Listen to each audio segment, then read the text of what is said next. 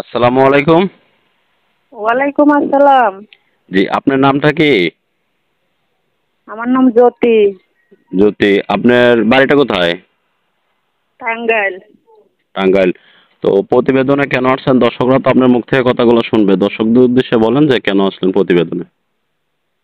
প্রতিবেদনে আসছি একটা ভালো মনের মানুষ পাওয়ার জন্য। আমার তো বাবা মা নাই, বাবা মা মারা গেছে, আমি খালার কাছে থাকি।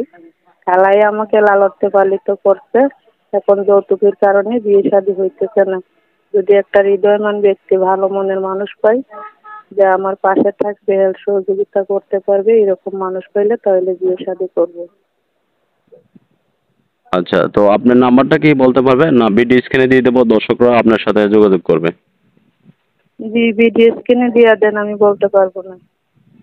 জি, দর্শক জ্যোতির মুখ থেকে কথাগুলো শুনলেন। ভিডিও স্ক্রিনে নাম্বারটা দেওয়া থাকবে। যৌতুকের কারণে বিবাহ হয় না।